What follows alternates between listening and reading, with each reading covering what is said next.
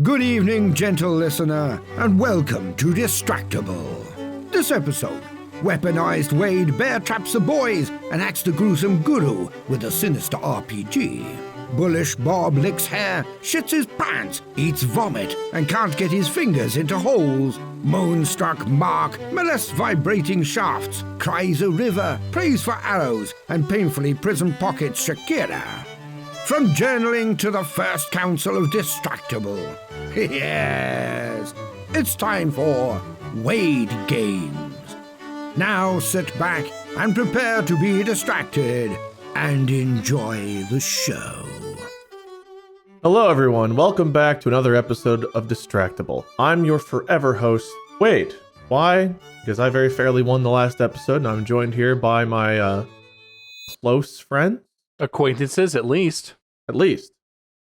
There's a lot of pausing going on. Oh, it must be the internet connection we have. I just want to say it's just a streak of unprofessionalism that if this were any other person hosting, there wouldn't be this kind of stop and go. It'd be all action all the time, straight until the finish.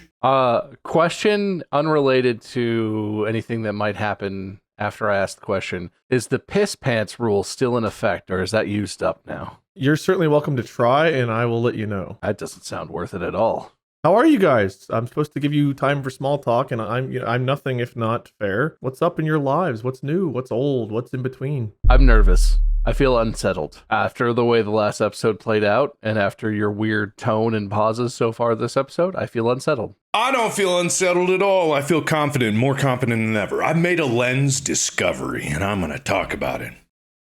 Go on. I supersede you stopping me from talking about lenses, and I'm quickly shifting gears. I'm talking about ADHD. Everything's fine. Still on my medication that I have. As far as it's working out. Okay. I'm shifting gears again. I notice you're cutting me off at the pass, and I'm going to talk about the moon.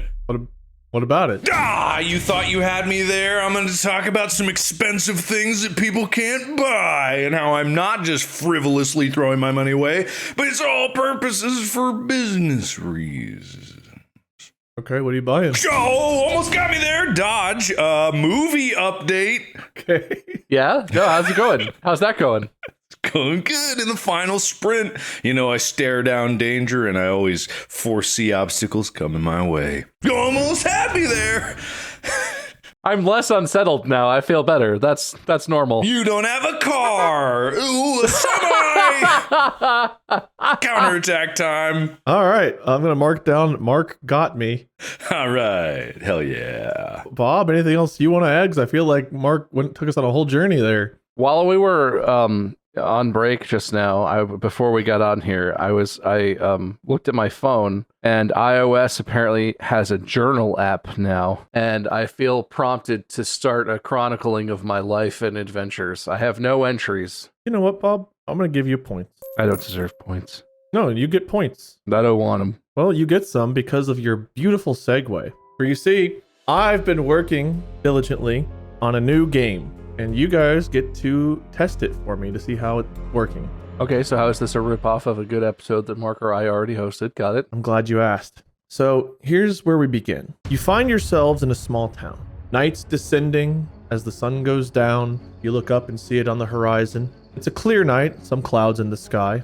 You look around and you find various buildings around. You see what looks to be like dungeons to be explored in the distance. Right in front of you, you see a sign pointing you in several different directions. There's a meeting hall, a gift shop, a great wheel, the arena, the Moral Combat Dungeon 1, parentheses, WIP, parentheses, and the Wheel of Destiny. You've been wandering around for months, trying to find purpose. And something, whether it's a guardian angel or a guiding, fairy or something, has just been pointing you in this direction. Something has been tugging at you, pulling you in this direction. And now that you're in this town, you feel like you can fulfill your purpose.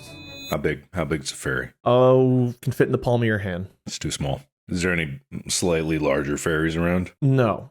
What does that? Don't ask Bob. It's fun. I'm just asking, man. I scoot further away from Mark's character. I eyeball his pockets for more fairies. In what direction do you scoot? Because you see the sign points in different directions. Very slightly towards the gift shop, away from Mark's character. Without moving in any particular direction, you guys are sitting here faced with either wandering toward an unmarked destination or one of the marked ones I have listed for you. Ooh, I like unmarked destination. Yeah, well, he's going towards the gift shop. I nudge towards unknown territories. You walk face first into what appears to be an invisible wall, Mark. I see that and I run at it full speed ahead, head down, thinking that I'll punch a hole in it. Bob, as you collide with this invisible wall, where you see part of your face, your hands, your knees even go through the wall, but then they're thrown backwards onto the other side of the wall, not with enough force to throw you down, but to keep you on this side of the wall. Like rubber? Okay, I'm holding my broken nose and I'm going, hey, wait, why did he get the rubber portion? And then I run at the place where he ran into the wall, full speed, breast open. You have the same kind of thing that happens to Bob. Your breasts, your knees, your hands, perhaps even your chin break the plane of this invisible wall, and then you're bounced backwards. I turn to Bob. Bob, I think we almost have it. We just need to run harder. After many hours laboring of trying to get through this invisible wall, you find yourselves have made no progress, and you've given up and have decided to try a different course of action. Well, that doesn't sound like what I would do, but okay. Can I roll for inspiration? I'm going to give an inspirational speech to Bob about not giving up. You were able to give the speech. Bob, I know you're tired. I give up and walk away. Mark, you rolled a 1. Damn. Do we have to go to the same place, or are we going to different places? You can try whatever you'd like. Mark, do you want to go to the same place, or do you want to split up? Depends on where you're going. I still want to see the gift shop. I'm just curious. Yeah, I'll go to the gift shop. All right, we go to the gift shop. You approach the gift shop and you see a barrier preventing your entry saying level 2 required. I get a Sharpie out of my pocket and scrawl a very terrible looking 2 across Mark's forehead. And then I run at the wall. You run smack into what feels like a solid wall, Mark, and you re-break your nose, it starts bleeding again, and you fall over. Ah, damn it. All right, well, if only the sign had some sort of indication. Arrows emerge from the ground, pointing you towards the great wheel. Well, I'm on the ground. Am I okay? One lifts you up and puts you back on your feet. Wow. That's a gentle arrow. Is it a fairy arrow? Is it a pharaoh? It could be. The arrows have probably misspelled terturial written on them, pointing toward the great wheel. I don't know what a terturial is, but I think we should go over there, Mark. All right, sounds good, Bob. Before I leave, I give the arrow that lifted me up a big wet kiss on the tip of its arrow. The arrow, now slightly dampened, remains. As you approach the wheel, a voice from a place unbeknownst to you, perhaps another space and time, says, hey, you see in your minds, parentheses WIP, parentheses, next to the dialogue. I say, sup. I'm glad you asked, for your fate is before you. The wheel shall spin, and its results you shall honor. Is there anything visible on the wheel? The words or... Not yet, but the wheel begins to spin before you. And as the wheel comes to a stop, in front of you, you see the words, fair is fair. A bonus win is assigned to Wade. I take Bob's Sharpie and I scrawl a Y at the end of each fair. Fairy is fairy. A bonus Winnie is assigned to Wadey. Wait, what? Wait, so that's an episode win? It is. Thank you. Appreciate your spin. Mark, you want to spin the wheel of fairness or whatever the fuck it's called? The wheel bursts, throwing you back toward the center of town. New arrows emerge, thrusting you from the ground, pointing you in another direction. The meeting hall. I just walk mindlessly towards where the arrows are pointing, not even paying attention to what it is. As you get more than about 20 feet away from Mark, some weird glitchy stuff happens where Mark is, and he finds himself rubber banding to catch up. Man, the lag, Bob. It doesn't seem to be able to handle you two being very far apart, so he's force loaded into where you are. You enter the meeting hall. No invisible walls or bullshit on this place? Nope. In fact, the door is seemingly non-existent. It's just open and ready to receive. As we're about to cross the threshold to enter the meeting hall, I act like I run into an invisible wall, and I look at Mark, and I go, oh, I can't go in, I guess. You better do it. I'll just sit out here, and I just let Mark do whatever the problem is. Okay, all right. I boldly charge head first, and I sprint with my lips ready to kiss whatever's on the other side. You two emerge into the meeting hall, where dozens of people whose faces you can't quite make out, are seated. There's a path lit before you, guiding you almost to a stage in the front, where there are 2 spots, one for each of you to stand in. I smudge up my face and join the faceless people in the seats. Unfortunately, you hit an invisible wall when you try to approach the seats themselves and are bounced back to the hallway. God damn, this is just lazy game design. These fucking walls, man. So clearly we're supposed to go to the stage, I guess. Mark, get your lips ready. Mark, are you backing up? Yeah, I'm backing up to give a good charge on this. Unfortunately, as Bob approaches the stage, Mark is force loaded up onto the stage as well. Whoa! Before you, a prompt appears. It says, discuss the following. Your favorite things. That's vague. I bet Mark talks about lenses. I learned down to the first row of the audience and I whisper to the first person there, like, bet you 10 gold coins he talks about lenses. I don't hear him. God, lenses, optical perfection in imperfection. It's a glorious contradiction. Ah, what a wonderful world to live in where the sight you see can be tweaked by the tiniest little nuances. It's How long does he have to talk about lenses before the guy pays me? Do I get my 10 gold coins or what? Okay, that's not happening. Mark, you know what I like?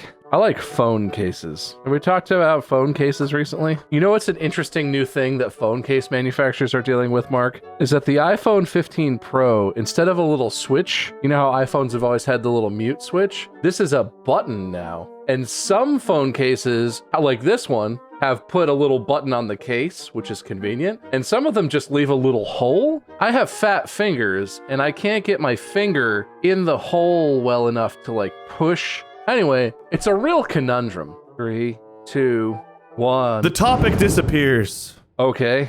A new topic emerges in front of you. It says, discuss the following. You are forced to adapt one historical event you would change or alter in some way. Which event and what would you do? A leaderboard emerges next to it, and it shows both of your names with 0 points. fascinating. Okay, all right. Bob. I turn to Bob. I go like, do you think that maybe this is a trick where it's Wade's weird words and he's trying to get us to say words? Oh, probably. Applesauce. Potatoes. George Washington. Happy birthday. The French Revolution. Hair. What historical event would I change? 20 seconds appears. I would go back to where Apple was talking about changing to USB-C, and I would make them have done that a long time ago because I have a lot of lightning cables in my house right now. But see, I have AirPods, and those still use lightning, and there's a version of AirPods that uses USB-C, which would be convenient, but I don't need new AirPods. I have AirPods. I would want that. I would change the Trojan horse. Instead of a horse, penis. Dude, that would make the Trojan condom brand so much more lucrative. No idea. I would change the injustices done to Wade. The topic disappears. Okay. A new topic pops up. Mark, I feel like we're not doing a good job. Yeah, I think we're trying to cheat the system when in reality, probably sincerity will win the day. What are your goals for the future? Oh man, I have got many goals for the future. To start, this movie's going to come out and, I'm gonna take a little breather from doing big projects like that. I'm gonna really focus on finishing learning Korean, and that's kind of be my main focus. Looking forward to just kind of like stepping back from always having a big project on my shoulders and just being able to enjoy life, travel, camp, something like that. I have a personal goal to learn more about my car and be more hands-on with it. Specifically, I have a couple pieces right now that I want to install that involve trimming a little bit of plastic shrouding and stuff, but I want to get a front mount intercooler and potentially upgrade some of the J-pipe and the exhaust, and I might want to do suspension work. I want to do it myself. I want to learn enough and have the confidence to do it and do a decently good job so I don't make my car insanely dangerous. But then I want to learn that skills and knowledge about my car. The topic disappears. You look at the leaderboard. There are zeros next to your names. However, a 1 flashes near Bob's name for a moment and then disappears back to a 0. Huh. I guess that didn't count then. The crowd's faces begin to emerge. You see friends, family, Wade's, all looking slightly disappointed. For you see, there were some correct things you should have said during this topic. A banner emerges in front of you, okay. and you see our favorite things, space, Wade winning. Historical events we would change, Wade not winning enough. Goals for the future, making Wade win more. The banner disappears. You are thrust out of the building face first and scrape yourselves on the ground as you're back in the center of town. You look up and the wheel is in front of you. It's moved aggressively. It looks down upon you as you're on your hands and knees looking up at it, and it spins again. I stand up off my hands and knees. I stand up off my hands and knees. Am I still looking up at it? Please tell me I'm eye level at least. Mark, you're definitely looking up at it. Bob, you might be eye level. Ah, frick. You two each possess a cannoli. I eat mine. Bob eats his cannoli. I suck the center out of mine. It's a really good cannoli. It tastes very good. The innards taste good. The whole thing tastes good. Bob, the scrapes on your hands and knees disappear. Mark, yours mostly fade, but not entirely. Mark, you still possess a cannoli powder. Mark, you want to split your cannoli shell, Mark? You want to split it in half? No, I'll save it. I'll save it for when I need it. If you put it in your pocket, it's going to turn into cannoli chips, Mark. No. I'm going to hold it. I'll purse it between my lips, ready to slurp it in at any moment. Signs emerge from the ground, arrows even. Oh. One of them perhaps with a damp spot. Oh! And they point you towards a gift shop, unassuming, off to the side. Hey, I want to go check out the gift shop. Did we level up? You walk up to the gift shop, and you find that the sign barring your entry... Before I go, I squeeze the arrow's ass a little bit and give it another smooch. The arrow slightly vibrates after your slap, staying damp and otherwise unmoving. You approach the gift shop. The sign barring entry saying required level 2 is gone. It seems you've leveled up.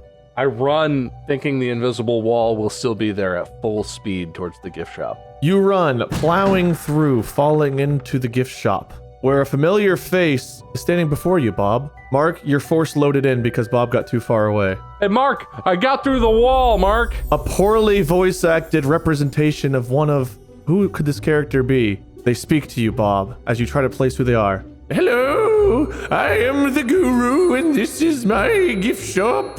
I have all of the items that could help an adventurer on their journey. Yes, I do. I have no idea who this could be still. Something stirs within Bob, and you feel like you know who it is, even if it's just at the tip of your tongue. Mark, you notice a sign that says Guru Harold's Gift Shop. Maybe it rings a bell, maybe it doesn't. I look over at the sign and I go, and then I look back. Ooh, we've some quiet adventures, I see. That is fine.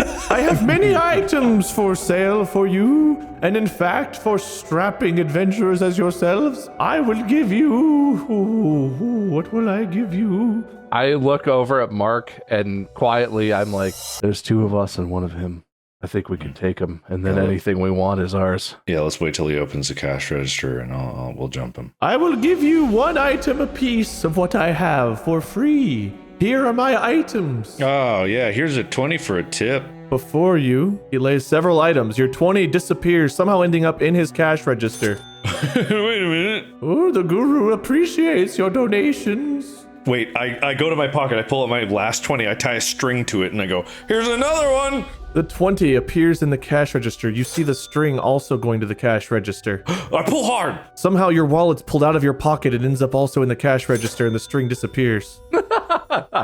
Damn those chain wallets! God! I want to say, as the developer of this game, there are some items in this shop that were put in the shop because I knew they would appeal to you before your town hall discussions. I promise you, these were already on my list before you see them laying before you. We did go to the gift shop first. On the counter, you see a rare lens.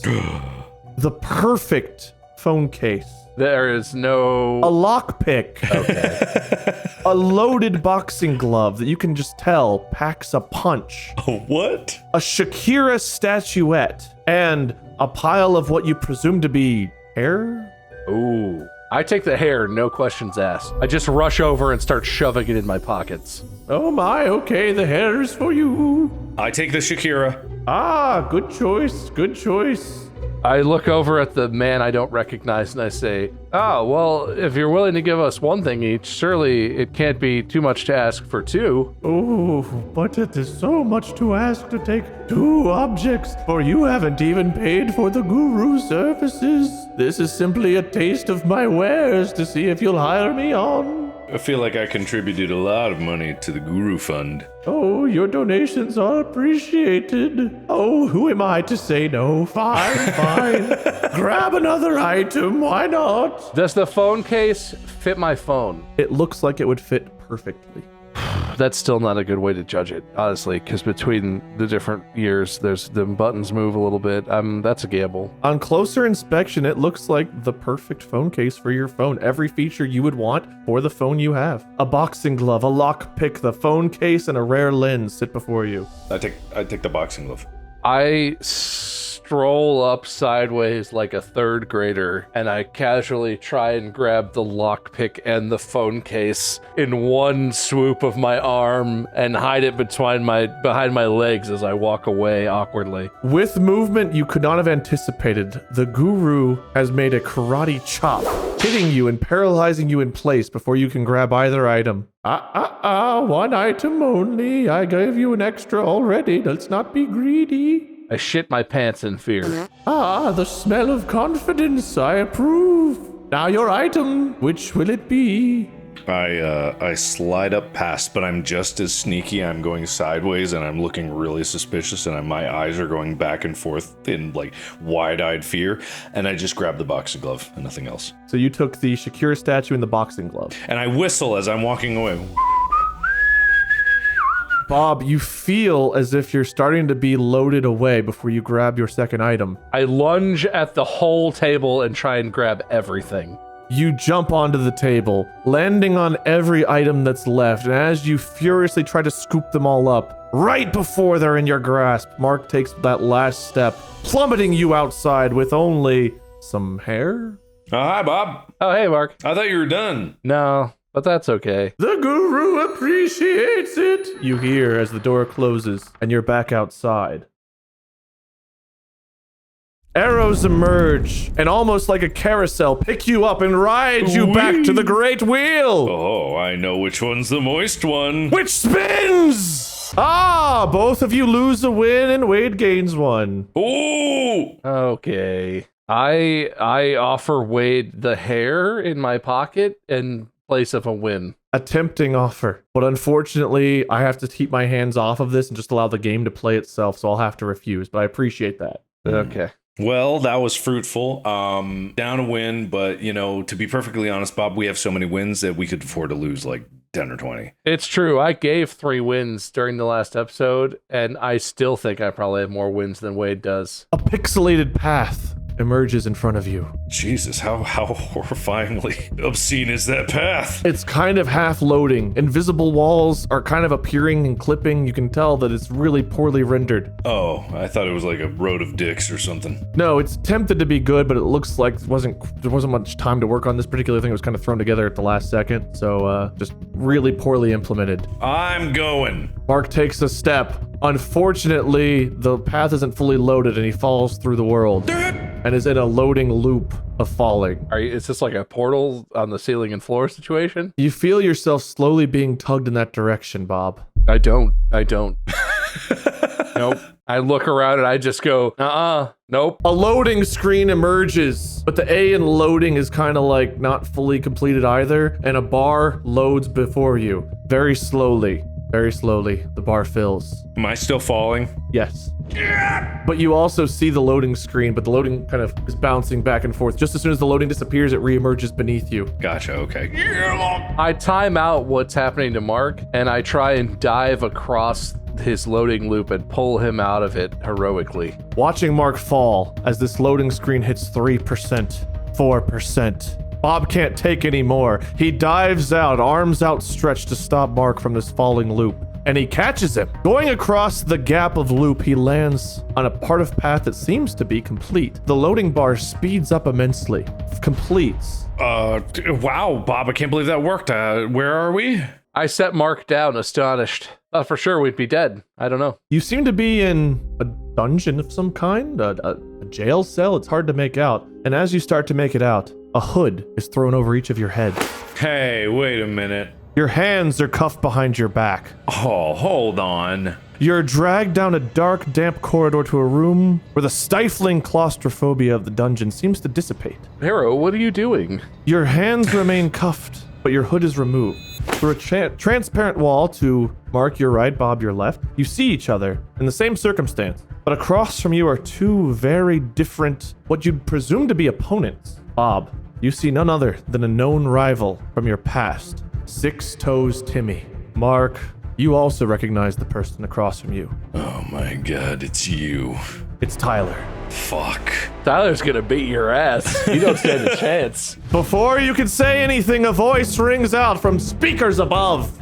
Defeat your opponent before they defeat you. I launched the boxing glove. I don't even know how to activate it, but I just start pressing buttons on it. Your hands are cuffed behind your back, but you grab the boxing glove. You go to launch it. Unfortunately, you got gifts from an item shop from a place run by a guru. As you put the glove on and prepare to launch, bees inside the glove that are loading it start stinging your hand repeatedly, swelling it up. Okay, all right. However, the glove pushes and launches you into the air in the direction of Tyler. Bob, cutting back to you. Six Toes Timmy's across. I frantically eat the hair from my pocket. How do you get it into your mouth from your pocket with your hands cuffed behind your back? I dig it out of my pocket, sprinkle it on the ground, and then lick it off the ground, because hair sticks to your tongue, right? So I'm like, Six Toes Timmy rushes at Bob. Bob grabs the hair from his pocket, drops it on the ground, and starts eating it. He doesn't know what's on the ground here, what kind of blood or shit or vitriol could be here, but the hair is there, and all that matters is that he's gobbling it up. Timmy approaches and is disgusted and disturbed at what he sees, which gives him pause. Mark, you're flying through the air. It seems to be a permanent state of being for me.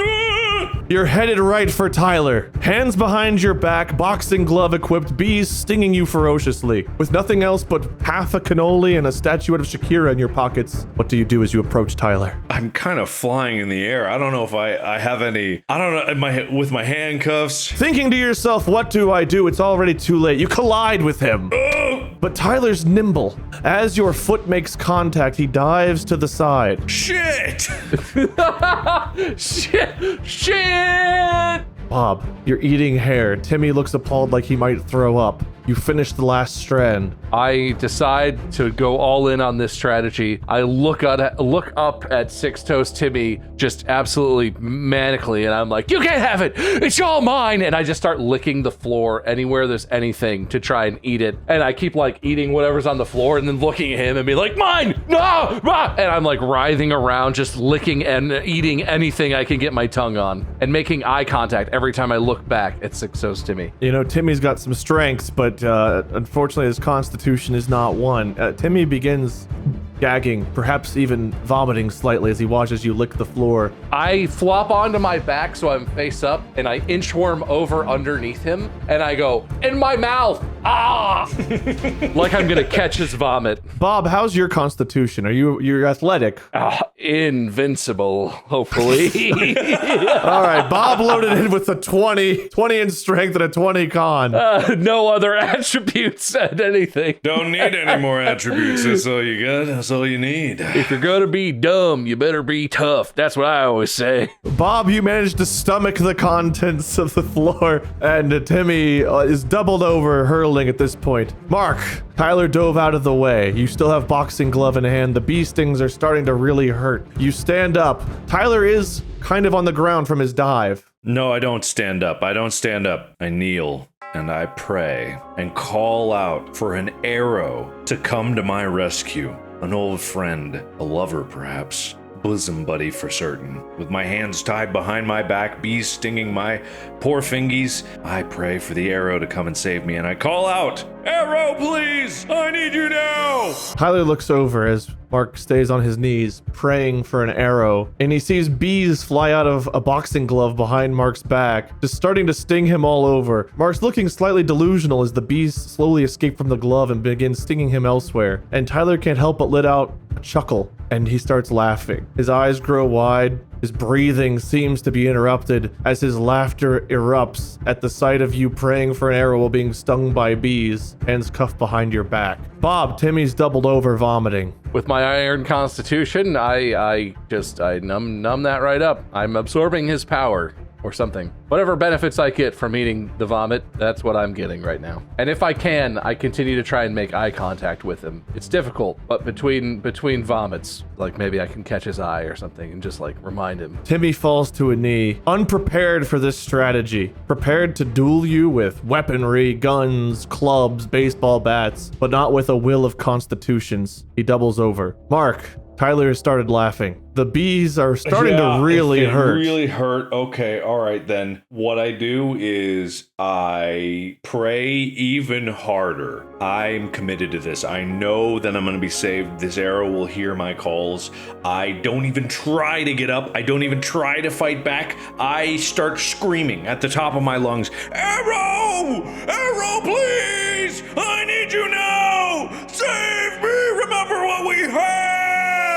Mark, with a swollen face at this point from the bees just stinging him everywhere, kind of has talking like Rocky Balboa trying to do a Godfather impression as he screams to the heavens for help. And Tyler doubles over further, falling to the ground, laughing, tears streaming down his face as the goose call honking laughter that we all know Tyler to have completely envelops the arena. Timmy, vomiting on the ground, also starts to laugh. Bob and Mark, you also can't help yourselves but to laugh. And the arena, a message pops up and says, "Error?" ? And you're thrown back to the town center. So the arrow never came and saved me? It did not. That's messed up. So Not that you saw, but your face was pretty swole up from the bee sting, so like you couldn't really see too well by the end there. are we still like bound up? Your hands are free. Your health, not the greatest. Even though you didn't have any side effects, your constitution, your health still took a hit from licking up all the horrible things on the floor. And Mark, bee stings, that starts to do something after a while. I look over at Bob and I say, I don't think that guru was there to help us. I meet your gaze and I reach into my mouth and pull out one hair and I go, oh, it worked out okay for me. Arrows emerge from the ground, one underneath Mark. With a thick rump, a slight vibration, and a wet top, it carries him toward the wheel. I go running after Mark. We're going to talk about this later, Arrow. I needed you and you weren't there. Bob, you go running behind, keeping just enough pace to not be force loaded in. You arrive at the wheel. The wheel says, whip. Okay. I say, nay in response. The wheel lets out a chuckle, and you get a bonus trip to the guru. Oh, excellent. All right, Mark, I think definitely this time we should try and rob him. Okay, cool. Gotcha. I still got the boxing glove of bees, I think. Ah, I see you're on the ground in front of me. Welcome back. Welcome back. I throw the boxing glove at him. Oh, we don't take returns, especially from used products, but thank you. As he restocks it, but it disappears, unable to be gained again from you. Well, I wasn't expecting you just yet, but I've got items aplenty here. Take a look. You see the lockpick, the perfect phone case, and the lens still sitting on the table. Are they still free? Oh, of course. The guru's nothing if not fair. I pick up the lens and I hand it to Mark. Ah, nice. Mark, you feel power swell within you as this lens makes contact with your hand, and you realize this is the lens you've been hunting for. Will it help you on this journey? Undetermined, but is it what you want? Yes. Mark, is that the fabled MD100 f2.0 lens? 135. The 135? Yes, it is. Oh my God. It is exactly the one you've been hoping for. Oh, wow. Look at that pristine condition. Is that a Konica Minolta or a Minolta Konica? Just Minolta. The guru is confused. You gave your item away, so I suppose you get to choose again, or you get to pick one for him. I'm not sure if this is supposed to work like this. Yeah, Bob, you can take my pick, I think. A lockpick and a perfect phone case lay before you. I pick up the phone case, but I also hand it to Mark. Oh, sweet, cool. Grab it. As it lands in Mark's hand, it disappears and goes back onto the table. Oh, man, this thing's... Mark's unable to accept it. This game's all foolproof. What if I trade in my Shakira statue? Oh, no returns, but if you don't want it, the guru will take it back. No. I shove it up my ass before you can take it. It's uncomfortable, but somehow fits. Bob, you can outsmart him by shoving it up your ass. Oh, interesting. I just take the lockpick. You grab the lockpick. In your hand, it feels like it could pick a lock.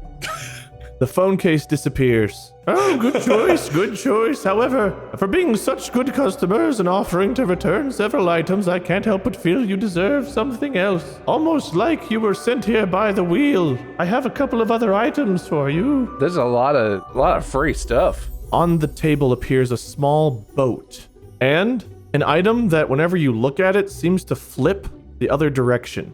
Like it flips every time, or like it's Like when you're looking away, you feel like you can see something, but you look at it and it turns, and you can't quite make out what the other side had. I grab the flippy. Okay, the flippy goes into Mark's hand. The boat is left. You know, I suppose to give you a choice. The guru waves his hand, and the phone case reemerges next to the boat. Bob, you can choose either one. I aggressively look at and then away from the thing in Mark's hand to see what happens. I flip upside down. You can almost make out what's on the one side, but you just can't quite do it. It has no effect on Mark or his hand or anything. He's fine. He just No, it's just he's holding it, and it kind of like a fidget spinner just fidgets away from you so you can't see.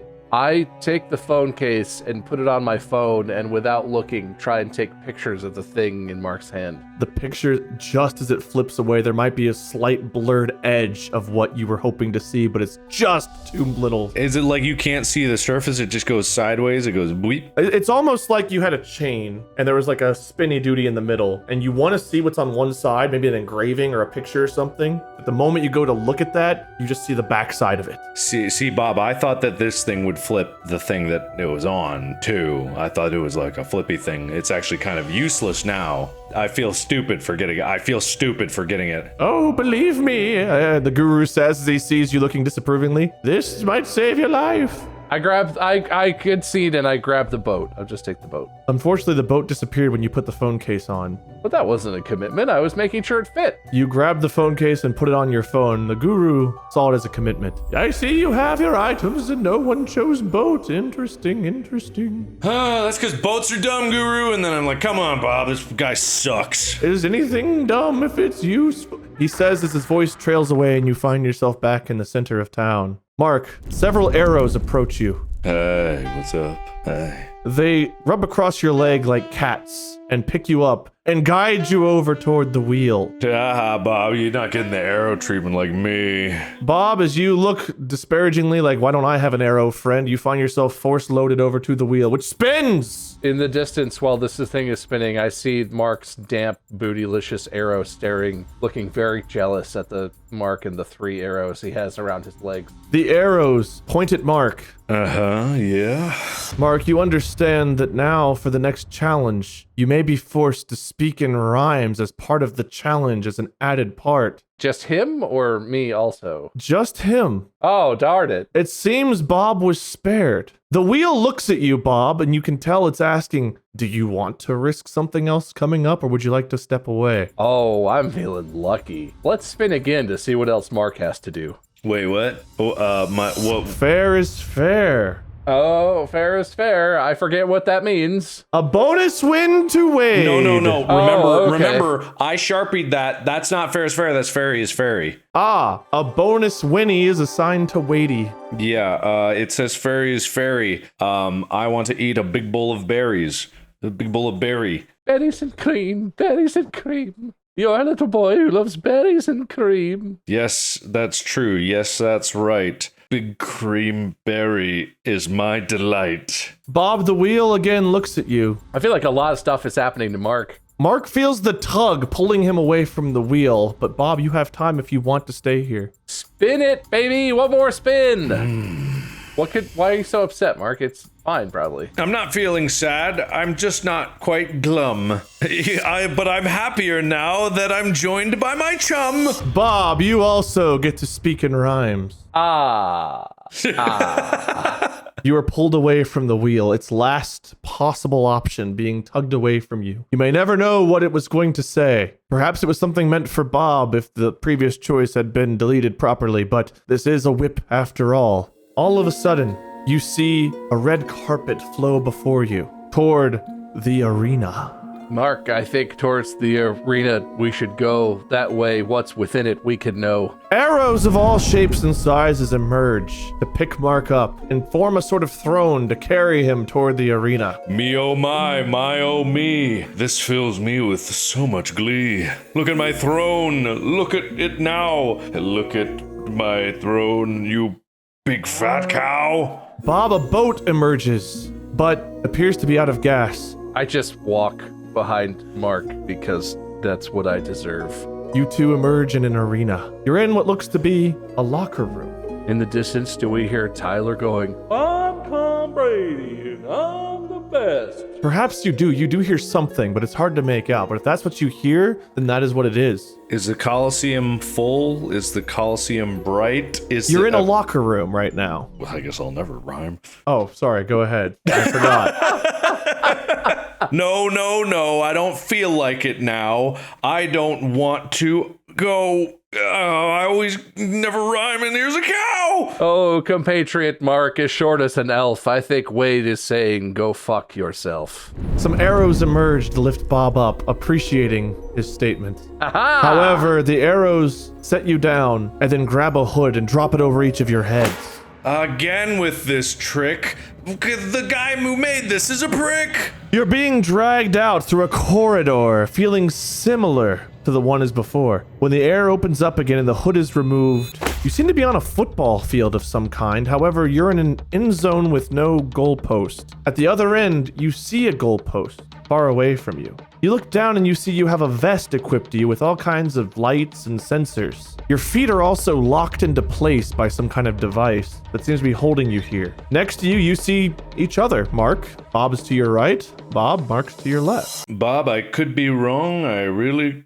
could be wrong. This vest, it might be a bomb. A voice from above rings out. Be the first to reach the goalpost. A horn bursts in the distance and you feel your feet freed. I run, I skip, I jump so fast. I will not be arriving last. Mark, you valiantly dash off, leaving Bob in the dust. However, every foot, every yard you move toward the goalpost, the goalpost seems to move too, further away from you. I shout to Bob, hey, what's going on? This doesn't seem something on. I make no move because I know the auto loading will, with Mark, make me go. In the crowd, you notice 4 brunettes standing, one with a microphone and a hat, a large hat. Into the microphone, they yell, I said, hey, what's going on? I look to Bob and I go, is that Shakira? I'd know her voice anywhere, Point of query. What am I seeing exactly? Is the field getting longer and it's moving away, or does it look like it seems like it, yeah. Mark's not getting closer to it, but it's not getting further from me? What's my relation? It seems like the field is getting longer and the goalpost is moving further away. However, your eyes might be deceiving you, but it feels like the goalpost is just as close to you as it ever was,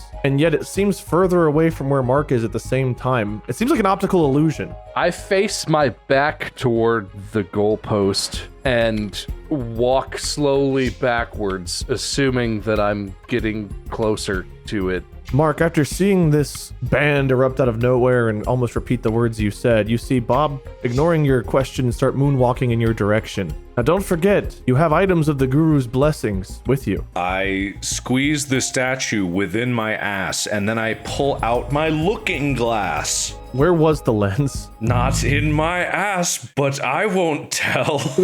You'll just have to watch this spell. Looking through the glass, you see that there are sensors on the goalpost that look similar to the ones on your vest. Squeezing the Shakira statue beneath your ass cheeks, you feel pain because her arms are out and kind of sharp, and when you squeeze, they kind of cut your butt a little. Ow. Bob, you're moonwalking towards the goalposts. It doesn't feel like you're making much progress. I take off the vest. It seems to be locked on you. I take it off anyway. You go to remove it from your body, and damn, if this lock just won't give, it's just a little bit too tight to slip off. Despite your perfect dexterity, your perfect endurance, your perfect constitution, and your perfect strength, it's just not quite enough to remove this vest. I take my phone in the perfect case out of my pocket, and I Google how to vest off body. You see that if you press the sensors in a certain order, it just might remove the vest.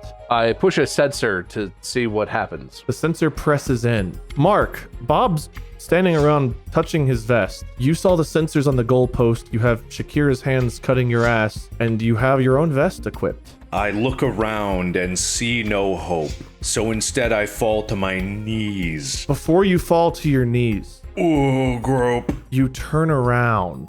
And when you turn around, you find that you've turned around, and you turn around, and you turn around. The flippy emerges from your pocket and starts spinning. The goalpost is no longer behind you, but in front of you. Your vest slips off.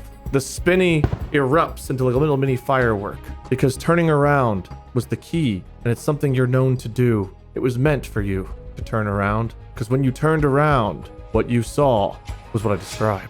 Bob. Can I respond to anything? No, shut up. No, you're done. No, shut your hole. I want to rhyme. I need to do something now. Can I get closer to Mark in hopes of spark an idea can spark in my brain? Spark.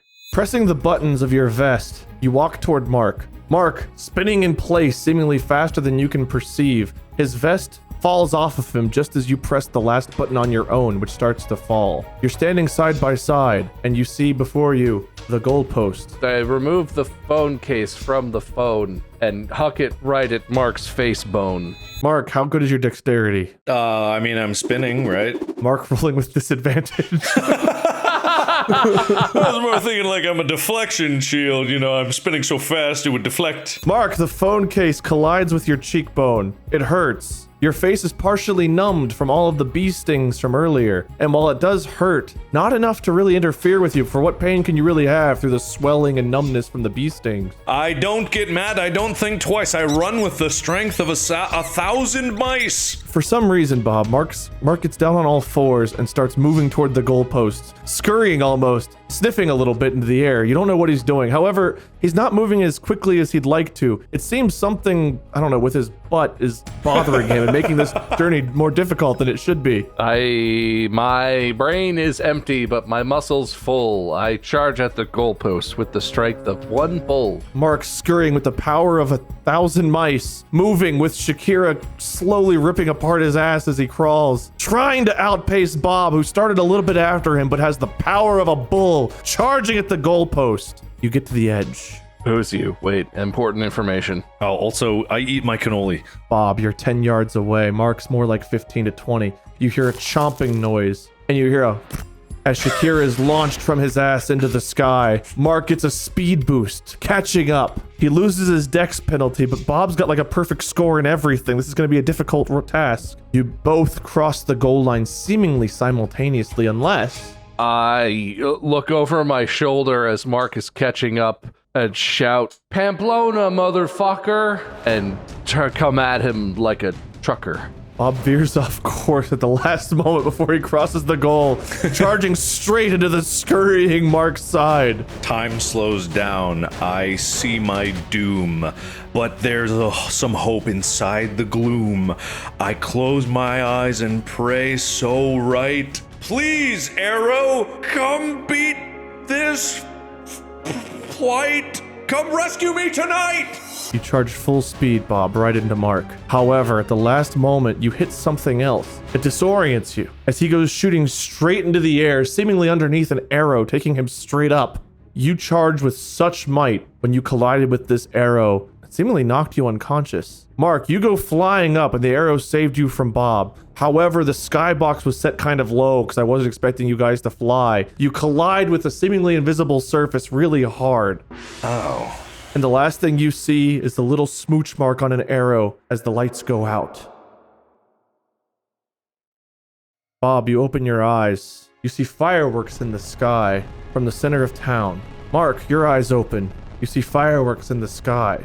I say, "Hey, Mark, look up high. There's fireworks in the sky." Oh me, oh my. Look at that sky. A voice emanates. The rhyme challenge is done now. That's over. You guys are good. Good work. That wasn't really what I had planned for that final run. You're supposed to just one or both of you cross the goal line. Neither of you did. So, I'm gonna have to improvise this last bit, but thanks. Please leave a 5-star rating. And a wheel, but a different wheel, finds its way to be in front of you. Since neither of you truly won, we'll leave it up to fate. Oh God, wait, why is break a lens on there? The words you see may not mean what you think they mean. I got a feeling break a lens means exactly what I think it means. The wheel shall now spin, and fate has said, a coin shall flip. Okay. That's just unlikely, is all I'm gonna say. According to the rules, a win is assigned to either Mark or Wade for this coin flip. For we all know Bob can't win a coin flip. Oh, okay. I can't wait. Can I win if it lands on edge? Sure. I have this unbalanced, unfair lens cap, Mark. Okay. Would you like heads or tails? I'll take heads. All right, you want me to let it hit the floor or you want me to catch it? Wherever it lands. I feel like landing on edge is sort of erased if you don't let it land on a flat surface, but... All right, flat surface. Triangle of fairness. I'm watching you. Yeah, he's definitely cheating. Hey, the fix is in, Mark. I'm trying to grab it, but my hand's stuck. Your hands suck? This is the tails side because heads was on top. Does that mean it was heads? Yeah, Yes. I think so, right? Mark gets a win. Yes! Yes! I did it! However, the episode's not done. Ooh. A win goes in Mark's column of wins, but he doesn't win the episode. We spin again. There's a lot of different things on this wheel. Yeah, there's quite a few. James wins! James gets a win in his column. All right, that's pretty good. But it takes a village to raise a baby, so each of the three of us loses a win that we sacrifice to give James a win. I feel like he's basically a part of me, so like I get his win probably. I know you should lose more than one, but I was trying to be fair. It's like a celebrity. He's like my celebrity child, right? I hold his win until he's old enough to use it responsibly. Yeah, but it's like in the bank gaining interest, so you can't really do anything with it. Yeah, in my bank, gaining my interest. You can feel about it how you will, but it's James win and we all three lose a win for him to get one. Then it says respin. Oh, F your dreams, F your nightmares. You actually wrote F. Why didn't you just put fuck? Monetization. I don't know. Yeah, no, all the rest of this was totally fine. It's a good thing you didn't put any swears in. F your dreams, F your nightmares is Wade gets a win, but respin. Wade wins again. So what does this one mean? If it doesn't mean what the words say, what does it mean? This one says Wade earns another win, but respin. Audience, I hope you're keeping track of this like you did Mark's fucking 5 bonus points. I really do. All right, we all win. Oh, cool. All right. We all get wins. And the choice is up to you two as to whether we all host the next episode together or I respin again. Oh, how would that happen? I don't know. I'm saying the choice is yours. It's what I wrote, and past me knew what he was doing. I kind of want to see what that is, but... I am afraid of what it would be, but I am curious what all three of us hosting episode would look like. Yeah. If we all three have our hosts, that means we all co-equally get all the powers that the host gets. Yes. Which means that we could actively cancel out things that each other are saying as we're saying them. But we can't remove each other's hostship. But we could remove wins all willy-nilly and whatnot. Yeah, but once you do it, the other host could also do it because you can't take away a host's powers. I feel like this might be the rare opportunity for us to do the Council of Distractible and actually define some of these bylaws and agree to them with a majority vote, because it'll be the first time in Distractible history where we all have power. I don't know, Mark. Do we pass that up or do we do it? I feel like We gotta do the council. I think we gotta do the Council of Distractible. 3 whole years later, we're finally going to get together and really hash out some rules for this bad boy. Good choice. That is it. Would you guys like to know what the other options are here? What is break a lens? That's the one I'm desperate to know. What I wrote was, not really, but don't fucking test me again. Respin. Audience wins was Wade or Bob win. Mark can't win that one because he's usually the least favorite of the viewing audience and listening audience. I don't know about that. I mean, clearly Bob and I are the best hosts and have the best things. Mark and his lens discussion has really been causing a negative stir. Audience wins was Bob or I win because we know that's what the audience wants. To be fair, flip a coin was only Mark or Wade win, so that was the other option. We all lose was we all host together, but as losers instead of winners. Hey, my streak maintains. No loser speech for me, baby. Mark and Bob win meant spin again, but Wade gets a win from that. Mark wins meant that Bob wins. Bob wins meant that Mark wins. Oh, well, that's fair. Hold my win was Wade gets the win, but Mark or Bob get to host the next episode pending another coin flip. This time Bob could win. Then I put LOL next to that. And I think that was it. That covers everything, right? I hope you all enjoyed this this series. If you guys could, while you're in the center of town, still pending the final wheel spin here. This episode is in early access, so if you guys could give it a rating out of 5, I would appreciate that. Where 5 is a really perfect rating for the episode and a 1's a really bad rating. I don't know if you want my rating or not. There's 5 stars emerge in front of either of you to tap on the rating you want to assign. I awkwardly just stare at the ground and kick some dirt. I press the X button. Mark presses the X button. All 5 stars light up and a thumbs up appears as the stars disappear. Damn it. Bob, you ignore yours? Yeah, I just ignore it. A loading screen starts to appear, a screensaver starts to appear, and then all 5 stars light up as a thumbs up appears and the stars fade away. Boxes appear in front of either one of you. You think you need to type something in, but then you're like, no, wait, this is going to recognize my voice, where you get to give some feedback for this early access game. How did you guys feel about early access Wade game? I type in needs a lot of work, seems cobbled together, half finished, didn't like the NPCs except for the arrow, needed larger fairies. Loading takes way too long. Half the game was like loading. As you review your feedback, it says perfect game, wouldn't change a thing, love the characters, arrow, OMG, fave. Markiplier endorses. And then a gif of me going like, this is my favorite thing. I love this thing. Bob, would you like to leave any feedback? I look up to the heavens and I just shout as loud as I can, Alt F4! Great game. Plan on closing down to restart my game progress right now. Can't wait to replay it. Appears before you as the game shuts down. Well, thank you guys for participating. I appreciate it. Thank you for the 5-star ratings and the great feedback. Everyone out there, I hope you enjoyed my early access game. Make sure to leave a review on the subreddit. I hope you enjoyed watching and or listening. Boys, winner speeches. Should we all give them simultaneously? You want to do 3-headed expert winner speech? Let's go in alphabetical order. Bob, you first, then Mark, then me. I wish that I could play more of this great fantastic game. It was something that I will never be done remembering.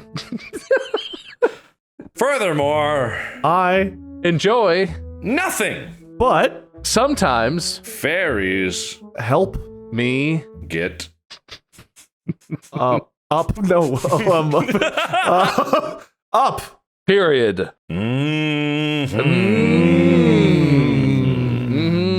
Oh, I forgot something that is very important. And I want to say that sorry, fuck. I love you.